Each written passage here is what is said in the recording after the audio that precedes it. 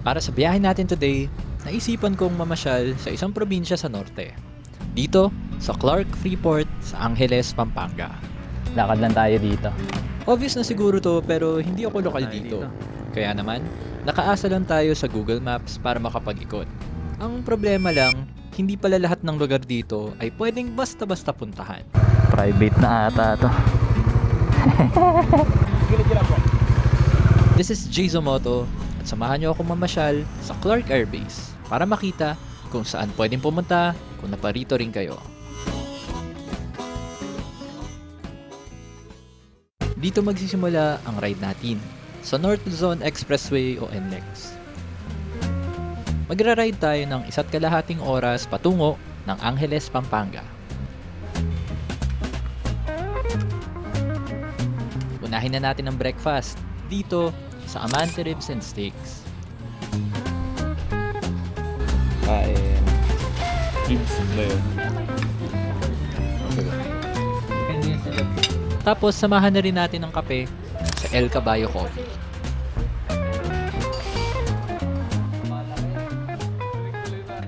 Yeah. Good morning my dudes. Ayan, nandito tayo ngayon sa Clark City, Pampanga. At sinatid lang ako ng mga tropa ko ngayon. Nag-breakfast lang kami dito sa cafe na to at dun sa steakhouse. Tapos so sila ay pauwi na. Hinatid lang nila ako kasi may iba akong lakad dito. Yan. So ngayon pupuntahan natin yung mga sights to see. Kung ano bang pwedeng puntahan, ano bang pwedeng tambayan dito sa Clark na libre. Okay. Kasi medyo mahal yung mga kainan talaga dito. Kaya gusto ko ng somewhere na pwedeng tambayan na chill lang. Na samahan nyo ako para sa ating Clark Pampanga road trip. Let's go boys. Okay, turn right tayo dito. Philippine Science High School. Ngayon, base sa mga nakikita ko, parang sikat na spot to para sa mga nagbabike. Tingnan natin kung anong meron dito. Ay, may harang. Ano to? Bawal kaya to? Or parang checkpoint. Checkpoint lang ata to. Okay. Buti pala hindi masyadong mainit ngayon. February pa lang ngayon, February 21. It is a Saturday.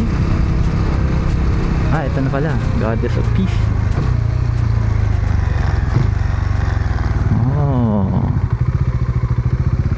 Ang Goddess of Peace Shrine, na mas kilala rin bilang Our Lady of Victory, ay isang makasaysayang landmark dito sa Clark.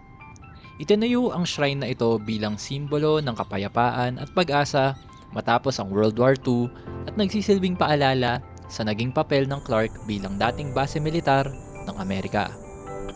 Tahimik ang lugar at ramdam mo ang serenity ng shrine na ito.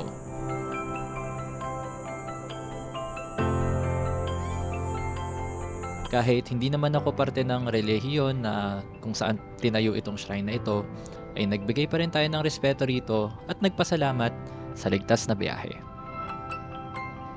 Okay. So, sinilip lang natin kung ano meron dun sa shrine. Tapos, meron pa dito sa taas eh. Ang nakita ko dyan sa maps, yon yung shrine lang. Pero parang may something pa dito. Silipin lang natin. Okay, parang wala na ata ito. Okay, ikat na tayo. Wala na pala dito sa dulo.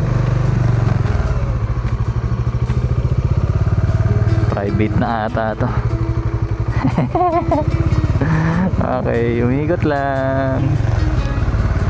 Tulad ng sabi ko kanina, hindi ako lokal ng Pampanga, kaya nakaasa tayo sa Google Maps para makapag-navigate. Ang hindi ko lang alam ay ang susunod na destinasyon natin ay nasa loob pala ng isang restricted area ng base militar na ito. Dito na tayo.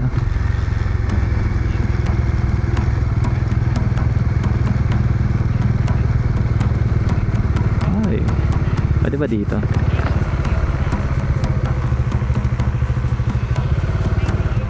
Sir, pwede po ba dyan? Titingnan ko lang.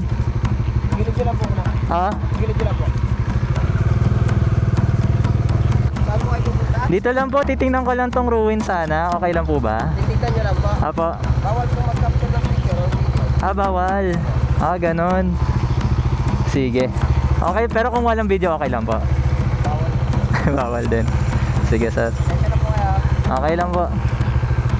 Sayang, okay, bawal. Sayang, sayang.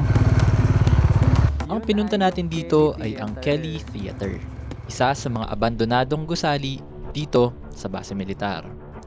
Ang teatro ay ipinangalan kay Captain Colin P. Kelly Jr., isang B-17 pilot na itinuturing na unang Amerikanong bayani ng World War II matapos ang kanyang sakripisyo laban sa mga Hapon noong 1941.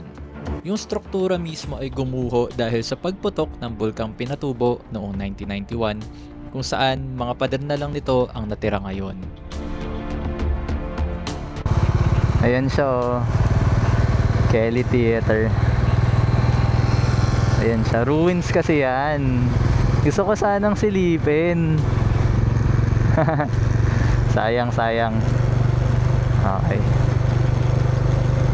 Ayan, kung dito Next pinagbawalan na tayo, Next destination na. ang susunod naman nating destinasyon ay welcome na ang mga tao. Dito na tayo, my dudes.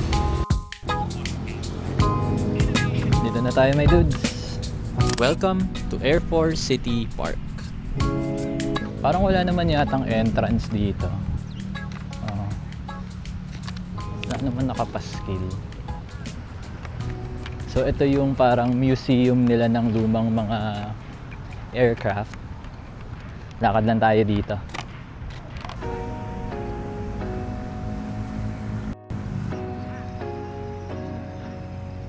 Hindi replika ang mga eroplanong ito. Sila ay legit na mga relics na na-decommission na ng Philippine Air Force at US Air Force.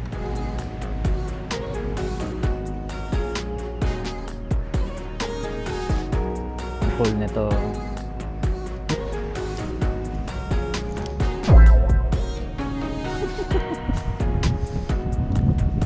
Ang laki pala nito, my dudes. Ang laki pala ng park. Para siyang siguro to parang 3 football field. Ang laki. Hindi ko sure ah. Pero ang laki niya eh. Yan, paikot lang siya.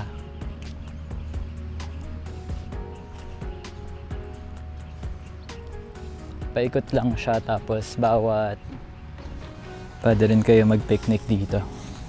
Yan, may picnic tables din sila. Ganda siguro nito kung gabi. Parang very cinematic yung dating ng mga aircraft. Kasi may mga ano sila dito eh. Ayun oh, may mga solar lights na nakapalibot. Yan, naisip ko parang ang ganda siguro dito pagka madilim. May dudes, napasubo tayo. May namit akong mga new friends ko. Gusto nilang kunan ko sila ng picture. Kinunan ko na sila doon. Isa pa raw. One more from this side daw. Alright.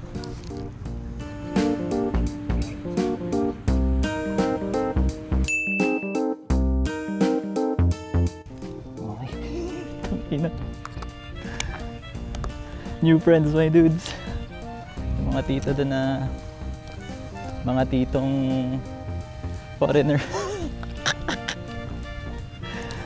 Wild ng vlog natin today. Dami nangyayari. Meron din pala ditong bakery cafe. Pero nag-coffee na tayo kanina so hindi na tayo kakape.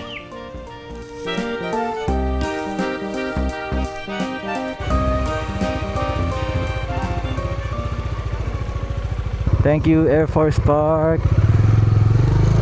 Yeah! Alright. Yung mga imimit ko kasi dapat yung mga katrabaho ko ngayon. May team building kami. Pero may change of plans. Hindi na raw tayo kakain dito sa Clark. Diretso na pala kami ng Subic para sa lunch namin. At sana nag-enjoy kayo. Ako medyo kinabahan na natuwa rin naman. minsan na lang tayo nakakapag-ride ng solo. Kaya okay na din. Enjoy naman. Sige my dude, sana nag-enjoy kayo sa ating mabilisang ride tambay sa Clark, Pampanga. See you in the next vlog. Mukhang maulan na. Thank you for watching, and as always, cheers.